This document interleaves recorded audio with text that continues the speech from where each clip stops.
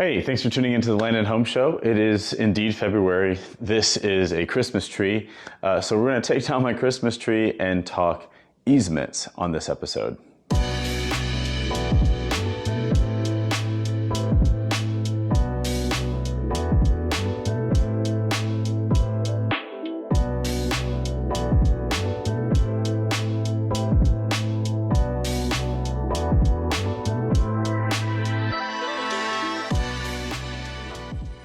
Hi, I'm Stephen J.B. Davis, your land specialist and residential realtor here in Central Kentucky and beyond. We are in my house.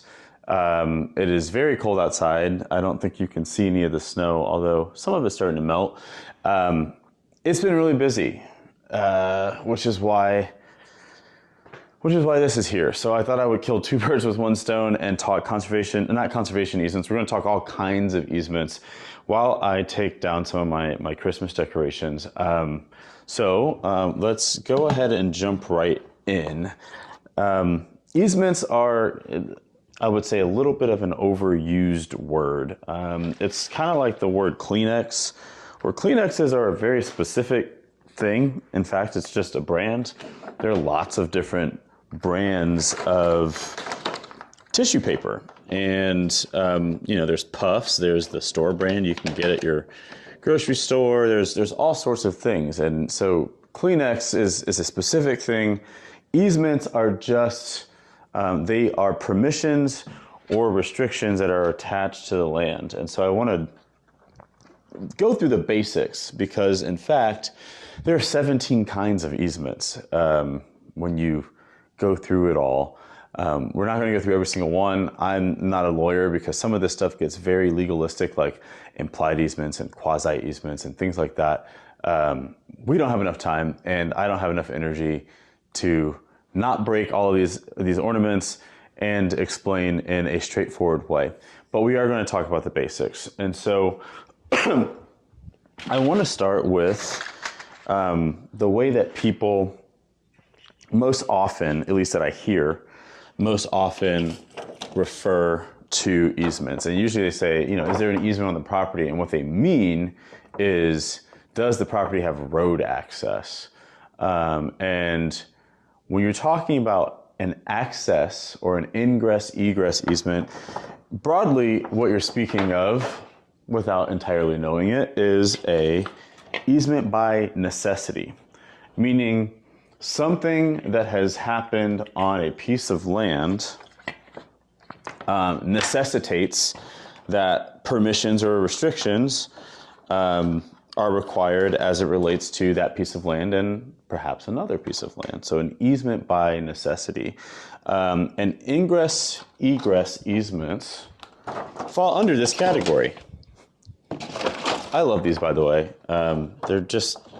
They're blue. I've got like a blue, purple, kind of citron green sort of deal going on. I just think they look really good together, the colors. Here's a bow. Anyway, ingress-egress easement is an example of an easement by necessity.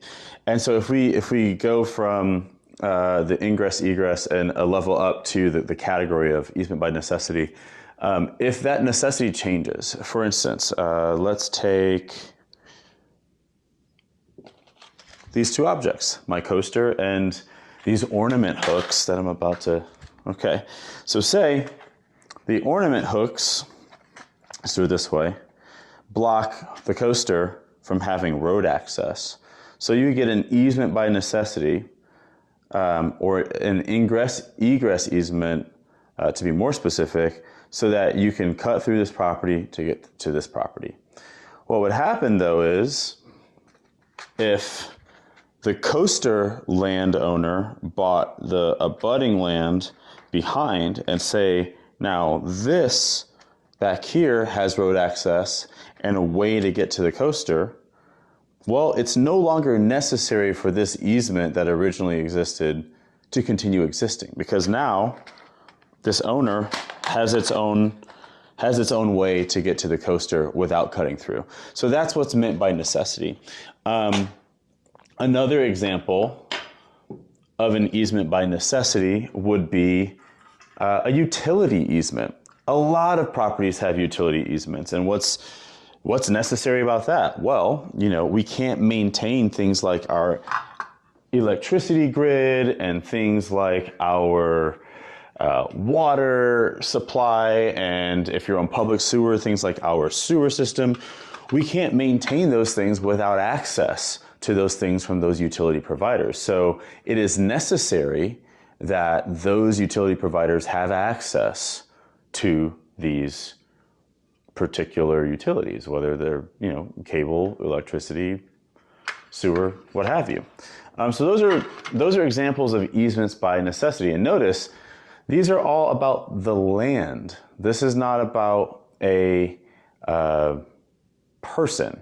In fact, I would say in more modern language, when you're giving a person permission to do something or restricting a person to do something, it's more commonly referred to as an easement, as formally or traditionally referred to as like an easement in gross, but most people would refer to that as a license. Just like your driver's license gives you permission to drive.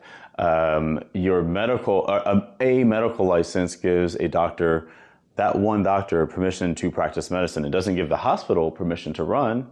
It doesn't give your license as a driver, doesn't give your daughter or your nephew the ability to drive. It just attaches to you. So that's the difference between an easement and a license. An easement carries on with the land no matter who owns it, unless the circumstances of that land change, which is kind of that necessity umbrella that we were just talking about, whereas a license attaches to a person. So, if someone said, hey, your grandfather used to have permission to hunt here for 20 years until he died. Well, that's just your grandfather. Just because he did it and had the ability to take you if he wanted doesn't mean that that license somehow grandfathers down to you. Licenses and easements are very, very different. So easements by necessity are two of the most, those two examples, utility easements and ingress-egress easements, are two of the most common ones. We live in a connected world. There are utilities just about everywhere in the United States of some sort that are close by or something.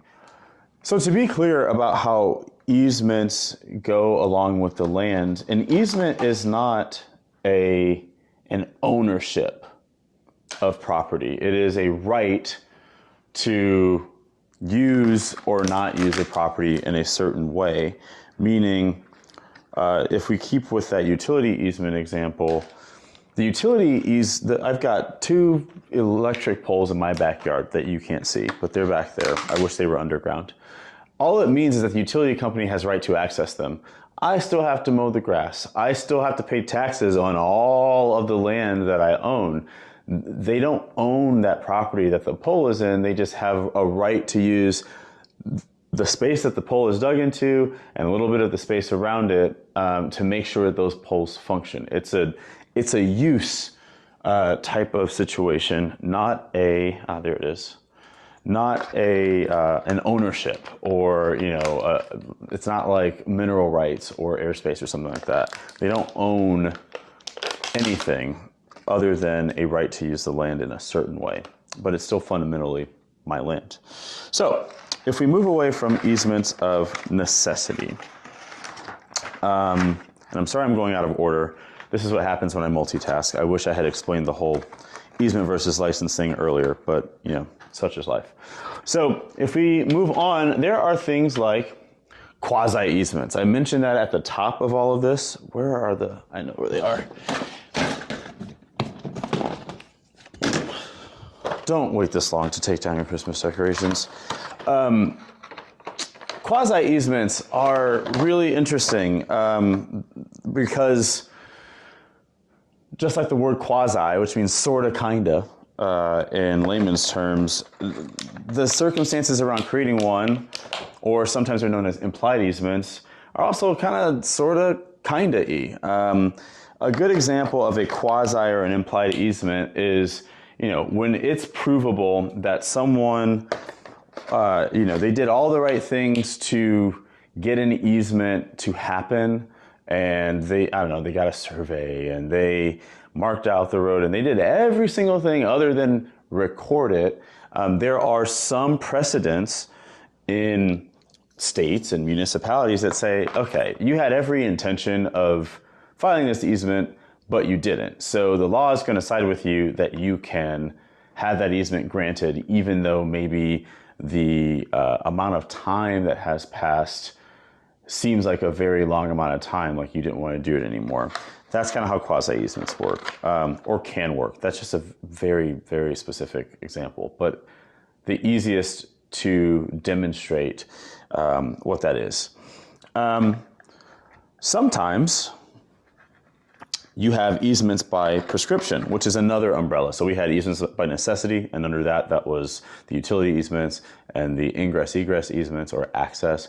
Then when I just told you about quasi and implied, this is another umbrella, a third category. Easements by prescription, I've actually dealt with once, and it's basically like when you do something conspicuously enough for a long enough time, most local and state governments will side with you to have the right to keep doing that thing. And I know that was all very general, so let me make it specific. After I find the last gray, I don't see it. Okay, maybe I didn't hang one up. Weird. There it is. So, once upon a time, I sold a really old house, really old farmhouse built in the 19th century to some clients of mine. They loved the house, and in the process of being under contract, through title work and all those things and checking out all the recorded documents, we learned that, I'll use this ornament box again, or a different ornament box. So the land is this box. And there was a driveway over here that had existed between the neighbor and the house that my clients were buying, and everyone was under the impression that where this driveway was belonged to the neighbors. Through title work, we discovered this driveway had actually been built on the property that my clients owned, even though it was for the neighbor's side of the property. And thankfully, it wasn't a very contentious thing, but because that driveway had existed for so long and everyone knew about it, you know, the sellers of the property my buyers were purchasing, they knew, the neighbors knew, everyone just thought that they basically mistook where the boundary of one property ended and the other began. And so effectively, the amount of, it wasn't quite an easement, it was more adverse possession. So no one was fighting, but adverse in the sense that these folks did not purchase any sort of right of access or any additional land, but because they had this driveway there and no one said, hey, you can't put that there, or we're going to take you to court or sue you, because that had not happened, and that driveway had then existed for, I don't know, probably 5 or 6 years by then. Effectively, the amount of space that my people were purchasing was about 1/10 of an acre less than what was being advertised and what the survey had initially shown. No one had paid attention to the details, but the mistake had happened out in the open. And when that mistake, or sometimes if you're a bad actor, maybe you're doing it on purpose, but when something like that happens out in the open for long enough and no one says, hey, I have a problem with this, then the person who's doing that thing out in the open essentially has oftentimes a right to keep doing it. So in this case, it was a driveway that resulted in actually additional ownership of land from the neighbor and less ownership of land for my buyers. But it could also happen in other aspects. This is just sort of a demonstration of how it all works. But it could be any number of things that are conspicuously happening out in the open to have an easement by prescription. Okay. Then I've actually done quite a bit of video. I think I'll link it in this one, but there are conservation easements. I'm not going to go through every single in and out because I have a video on it from probably, I don't know, 3 or 4 years ago with some folks from the land trust that I volunteer for, Bluegrass Land Conservancy. So you can see it in 2 parts on that video. However, conservation easements are not one size fits all either. A conservation easement is essentially conserving the right of use of some aspect of a piece of land. In Kentucky, the right that is often purchased or donated is the right to develop. We have a lot of farmland. People are very invested in preserving that farmland and conserving that farmland. There's a lot of philosophical difference between the 2 words, but you know, our farming, whether it's equine farming or cattle farming or tobacco farming and certainly grain farming, whatever kind of farming it is, it's kind of like what makes Kentucky Kentucky. That's why we have such great bourbon and all these other things. And so there are people, landowners, who say, you know what? And they're not all rich equestrian landowners. And there's also this idea that they're all foreign, but like foreign people that own real estate do not get tax benefits. Just putting that out there. Not in this particular way, I should say. But I digress. With these conservation easements, you're conserving a right. So if you go further southeast, like to Georgia and Alabama, there's a lot of granite down there. And so their conservation easements look a little differently. When someone purchases a conservation easement down there, they're purchasing the right to developing those minerals. They're basically removing the ability for anyone else in the future to come and mine those minerals and, you know, disturb a bunch of topsoil in the future. Similarly here, instead of minerals being underground in central Kentucky, because it's not really a thing in this area of Kentucky, it's more protecting the ground and the agricultural value of the ground from being disturbed by building a bunch of homes or by building multifamily homes. So conservation easements are often protecting some sort of resource or some sort of value of the property and buying that right so that other people can't use it for that purpose. That is conservation easement. Those are conservation easements. That is the concept of conservation easements in a nutshell. So that's really all I've got, and I've not really gotten that far on this tree. I thought explaining easements was going to take so much longer, but oh, here's another one, a blue one. But that's all I've got. I plan on taking you on a tour, speaking of conservation, through Toyota's. They have a wonderful 50-acre, open to the public, like sort of natural habitat park project. It's really cool, kind of hard to describe. I'll wait until I get with a wonderful woman who heads all of it up on the Toyota campus in Georgetown. I'll let her explain more of it to you, but it is a form of conservation. There's no easement involved, but you know, just protecting wildlife, creating space for wildlife to thrive, and all sorts of cool things. So that's on the docket. What else is on the docket?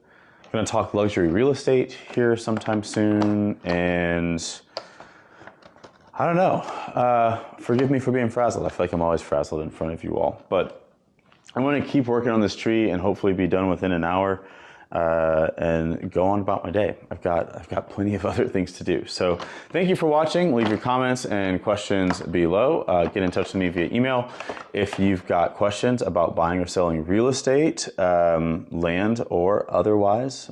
Do the residential stuff too. It is Land and Homes. It's in the name. So thanks for watching and talk to you later. Adios.